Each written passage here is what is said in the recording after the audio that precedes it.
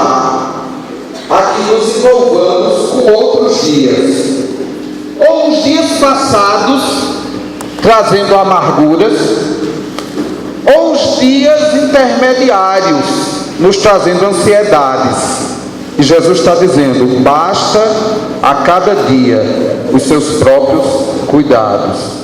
Quando você traz os de ontem, eita, se eu tivesse feito isso, se eu tivesse estudado aquilo, se eu tivesse pensado naquilo, você é tentado a se amargurar pelo que você fez ou não fez. E quando você vai para os prognósticos, e se eu não casar, e se eu não tiver filhos, e se eu não me formar, esses pensamentos dos possíveis dias tristes, e se quando o anticristo estiver no poder e eu não tiver o sinal da besta, como é que eu vou sobreviver? Como é que eu vou ficar? E se eu me desviar? E se Satanás vai fazer de tudo para sugerir dias tristes de ontem e dias tristes de amanhã? Mas nós precisamos a cada dia matar o ontem e deixar o amanhã onde ele está. Não podemos antecipar o amanhã, nem ressuscitar o ontem. Temos que viver hoje, na eterna esperança que se fundam esses 2 dias. Que o grande e glorioso dia seja hoje. É isso que significa Maranata. Maranata, volta logo, Senhor. Que seja hoje o grande e glorioso dia. Que seja o dia do arrebatamento, da ressurreição, do fim do reinado do anticristo, da besta, do falso profeta. Que esse lago de fogo seja inaugurado para os ímpios. Que o Senhor volte com toda a sua graça. E a gente precisa manter o nosso coração nele. Quando Jesus então diz, isso tudo que Marcos falou, muito especial, que o sofrimento não é gratuito. Então quando Jesus diz assim, bem-aventurados os pobres, e imediatamente ele diz, e ai dos ricos, queridos, não lamentem pelas perdas desse mundo. Todos nós temos a memória aqui do nosso amigo, um dos maiores entusiastas do Nordestão. Esse é o 8º Nordestão em 9 anos. E quem sempre, esse é o 9º ano, o 8º Nordestão, um ano não teve. Esse nosso amigo lá de Campina, o Davi, era o cara que organizava as caravanas, tocava bateria, o maior entusiasta. E o ano passado, em novembro, o dia chegou para ele.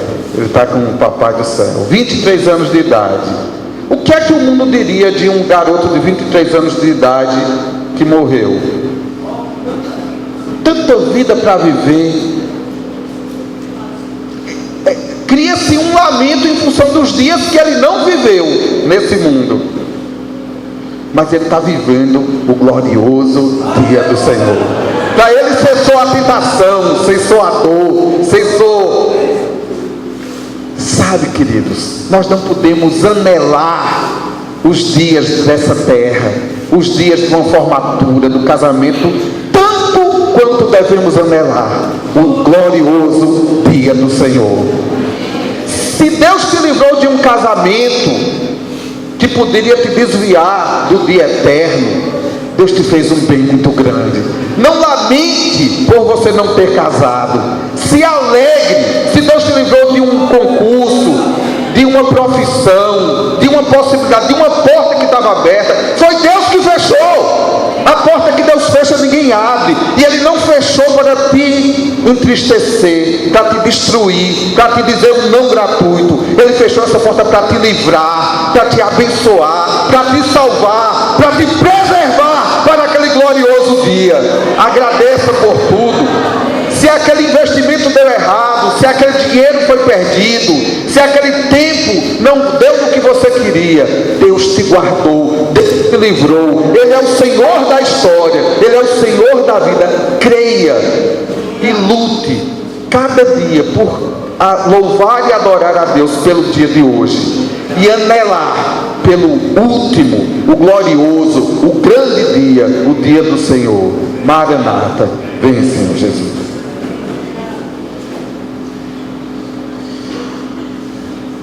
Ardeu no meu coração de novo, irmãos, algo que eu acho que seria útil. Quando o Marcos falou aqui de passar 18 milhões com Jesus, me veio à memória uma pergunta que meu filhote fez a mim há um tempo atrás. Ele disse assim: pai, a gente vai ficar no céu o tempo todo adorando Jesus? Isso vai ser muito chato. Ele era menor. E aí aquela pergunta me... E agora? O que é que eu vou dizer para o meu filho? Eu não posso simplesmente soltar um conceito aqui.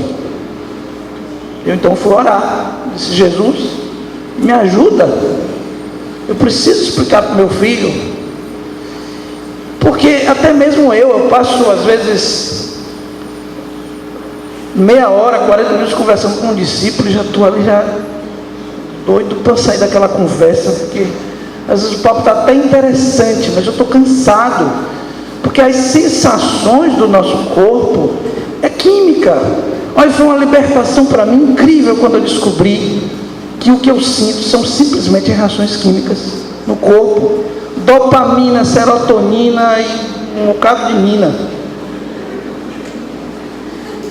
E eu descobri também, tem até a substância da paixão, chama fenitilamina, que o organismo só consegue produzir por 2 anos. Depois ele fica sem substrato. Ele vai procurar matéria-prima e não encontra mais. Então a paixão está fadada a acabar com 2 anos. E tem uma coisinha, amados, que a gente sente. Aquela coisa que é a palavra mais presente na vida do adolescente. Qual é? Chato. Chato, isso é chato. Isso é chato. E aí eu fui orar. O que o Senhor me mostrou? A primeira coisa que o Senhor me mostrou é que essa sensação de coisa chata tem 2 razões. A primeira delas é a ausência dele.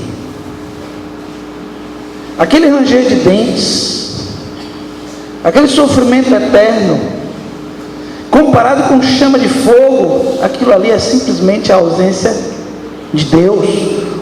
O escuro é a ausência da luz. O sofrimento é a ausência da felicidade verdadeira. Então, aí eu comecei a dizer lá em Maceió, dizer para os meus filhos: toda vez que você sentir que tem algo chato, você lembra assim, é a ausência do Senhor. E não tem chatice na presença de Deus.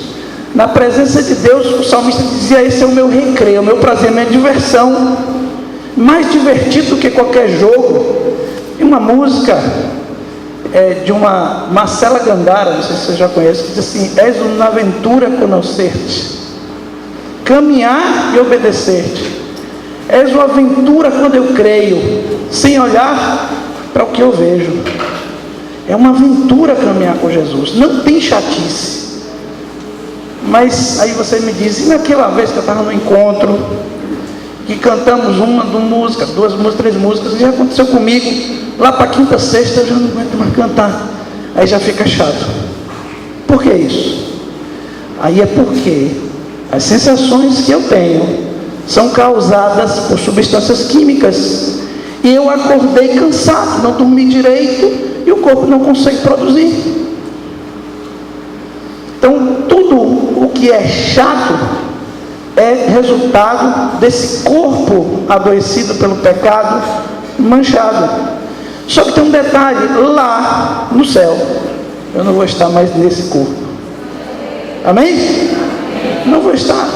Eu vou estar num corpo glorificado. Lá não vai ter chato.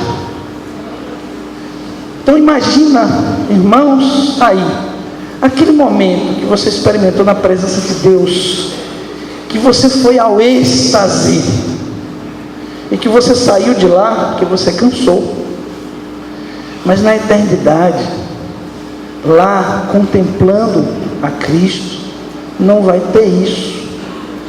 Não vai ter. Eu vou estar em êxtase eternamente. Eu não vou ter tristeza, nem lágrima, nem dor, nem choro, nem chatice. Lá vai ser só alegria, só prazer, só recreio. Mas isso é uma realidade que nós vemos como por espelho, ainda não conhecemos. Mas o Senhor dá de vez em quando umas gotinhas disso. Mas irmãos, eu não quero só gotinhas, eu quero rios. E Jesus prometeu rios de águas vivas. Lembrava aqui de Hebreus 11, que fala dos heróis da fé, que enfrentaram tantas dificuldades, foram cerrados ao meio, pisados, massacrados, perseguidos, homens dos quais o mundo não era digno. Mas o texto diz assim, e isso mostra que eles buscavam uma pátria melhor. Então eu vivo sonhando com esse negócio, eu vivo desejando essa eternidade. Minha mãe já está velhinha, quase 70 anos, e minha mãe disse, filho, eu tenho desejado o céu. E a gente, irmãos, envolvido em tantas coisas nesse mundo, o diabo às vezes quer cegar nosso entendimento. O maior desejo de um discípulo é estar com o seu Senhor. Por isso esse irmão disse, se Jesus estiver no inferno, eu quero o inferno, Ele é a glória. Só queria contar mais uma coisinha. Estava conversando com uma irmãzinha ontem, que perdeu o pai. E eu, quando encostei nela assim, Deus começou a falar comigo. E eu disse para a irmã, disse, olha, tem muita coisa que a gente não entende. Eu já ouvi algumas pessoas dizerem que lá, quando chegarem no céu, vão ter muitas perguntas para Jesus. Mas eu acho que quando eu entrar no céu, que eu ver a glória de Jesus, eu vou estar tão encantado que eu não vou perguntar mais nada, porque a sua glória vai responder todas. A sua glória vai responder todas as coisas. E esse é o meu maior desejo. Amém.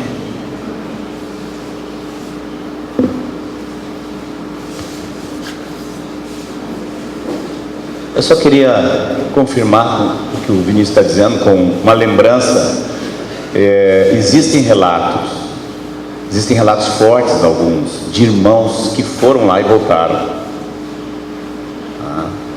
Os irmãos que tiveram esse tipo, quando você no hospital que te reanimam, você tem quase uma ressurreição, e que muitas vezes disseram que saíram do corpo e que entraram lá.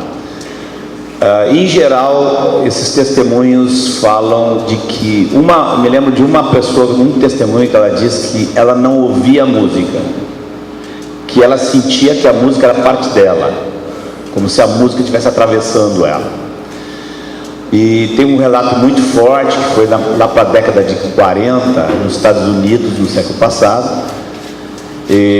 Uma irmã, depois foi muito usada por Deus, ela estava muito enferma e faleceu. Essa faleceu, não teve nada de reanimação não, ela faleceu, eu não me lembro o nome dessa irmã, e ela tinha uma filhinha, e tinha deixado essa filhinha órfã. E ela conta que quando ela chega lá, a glória é tanta que não tem como se preocupar. Você não se preocupava com a filhinha, estava ali com o pai, sabia que o pai ia cuidar da filhinha, não tinha a mínima preocupação. A última coisa que ela queria era voltar, tá? A última coisa, inclusive teve uma certa assim, parece que foi o próprio Senhor que falou com ela, disse, você vai ter que voltar. E ela, como voltar? Não quero, não posso. E Jesus disse para ela, você vai voltar, porque tem uma voz lá que eu não estou podendo, não tem como eu não responder, que era a filhinha dela, que estava do lado do leito, clamando. E disse, não está dando, você vai ter que voltar. Ela vai voltar.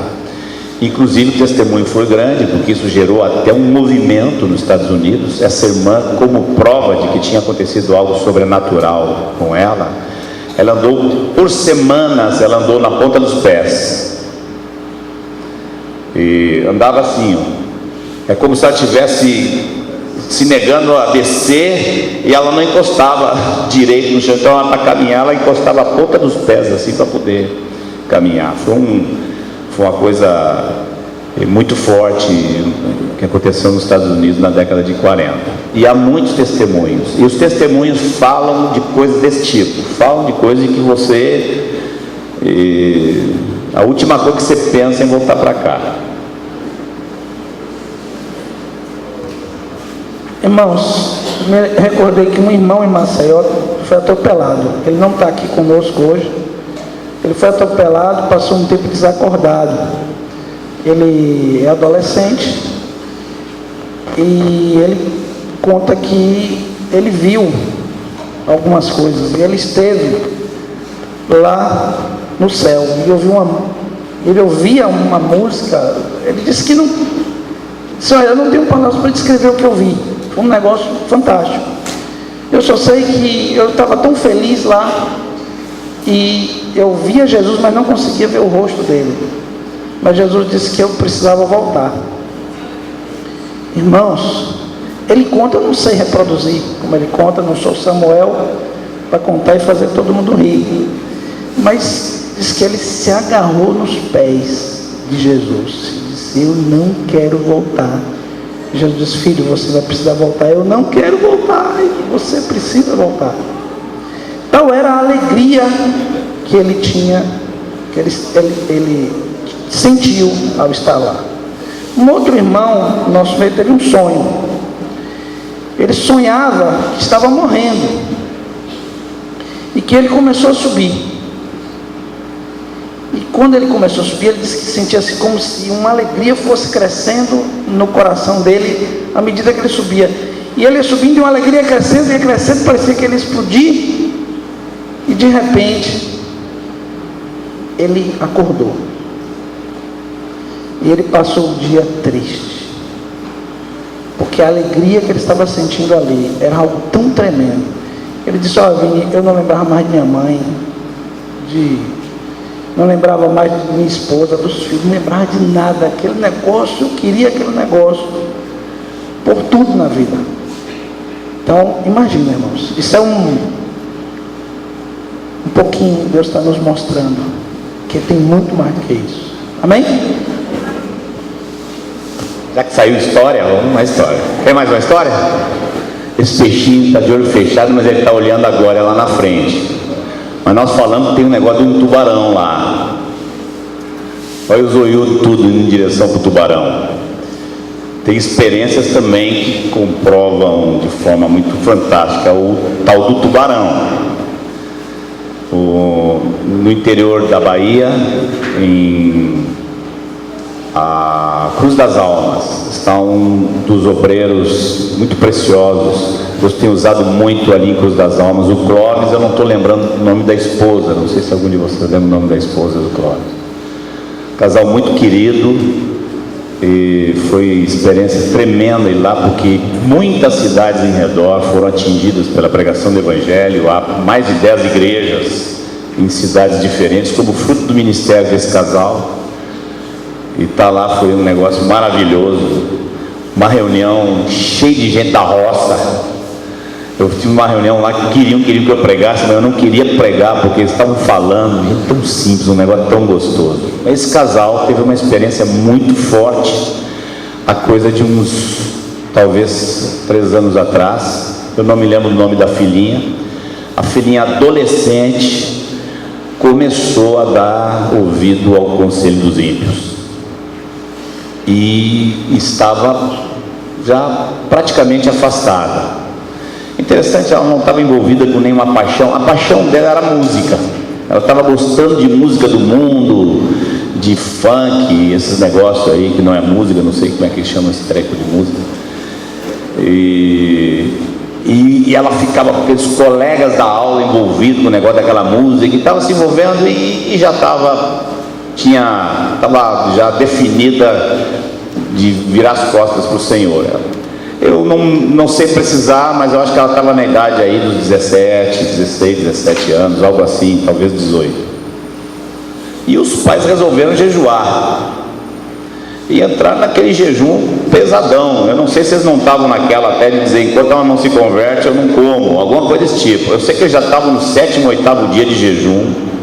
Essa menina desfaleceu em casa, na frente deles. Os detalhes do que eles viram eu não lembro bem, mas eles sacudiram e não tinha como, ela não voltava a si, tá?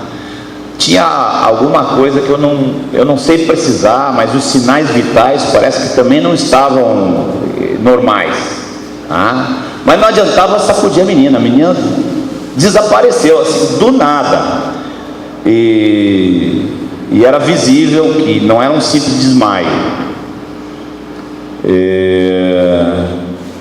Depois de algum tempo, acho que foi mais de 10 minutos, essa menina despertou e pediu para ser batizada.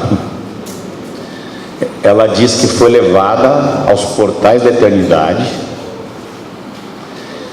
e lá nos portais ela chegou diante de uma situação de questionamento se entrava ou não entrava, e ela viu Jesus. E diz que o olhar de Jesus não tinha condenação, era muito terno, de muito desejo por ela. Ele olhou para ela e olhou para o trono onde estaria, na visão dela, o Pai, e disse que o Pai fez não, e que Jesus se voltou para ela novamente, como quem diz, desesperado porque ele estava perdendo, como quem diz, eu fiz tudo que eu podia, o resto agora é com você, mas assim você não entra. E dali ela desceu, acho que foi ao Hades. Não há muita explicação na Bíblia como é que é o Hades. O lago de fogo ainda não foi inaugurado. Os mortos que não estão em Cristo, eles descem para o Hades, e ela foi até ali, e ali ela viu os colegas dela enterrados em lama e fogo e coisa desse tipo. Interessante que ela via os colegas dela ali em gritos, e ouvia as músicas que eles gostavam de ouvir, e aí ela se desespera, e quando ela se desespera, ela volta a si, e a primeira coisa que ela faz é pedir para ser batizada, porque ela viu a boca do tubarão, o tamanho dela. Então o peixinho tem que olhar para frente, mas também tem que saber do que ele está fugindo também, e ajuda bastante.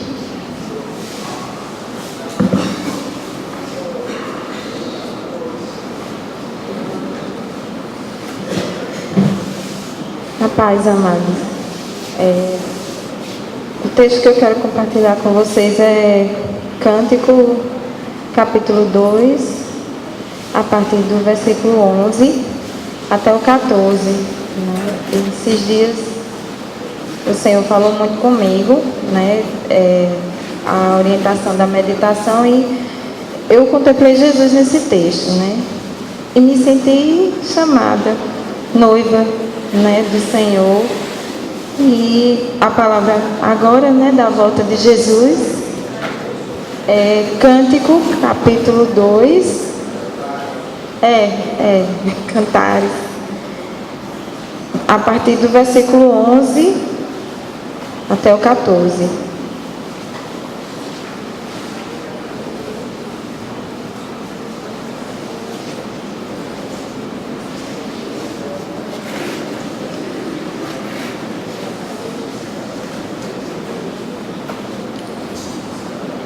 Diz assim: levanta-te, querida minha, formosa minha, e vem, porque eis que passou o inverno, cessou a chuva e se foi. Aparecem as flores da terra, na terra, chegou o tempo de cantarem as aves, e a voz da rola ouve-se em nossa terra. A figueira começou a dar seus figos, e as vides em flor exalam seu aroma. Levanta-te, querida minha, formosa minha, e vem. Pomba minha, que andas pelas fendas dos penhascos, no esconderijo das rochas escarpadas. Mostra-me o rosto, fez-me ouvir a tua voz, porque a tua voz é doce e o teu rosto é amável. E assim, o que o Senhor falou comigo é que Ele olha assim, né, para a sua igreja, com esse amor, né, que a nossa voz para Ele é doce e que o nosso rosto para Ele é amável, apesar dos nossos muitos pecados, né?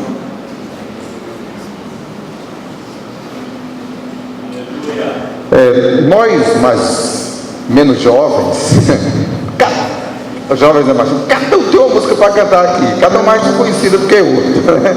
Mas conversando com a galera mais jovem, tem uma canção que vocês conhecem e nós precisamos cantar ela, é a canção do peixinho, olhando para Cristo. Vamos ficar de pé, vamos cantar. Meu alvo é Cristo.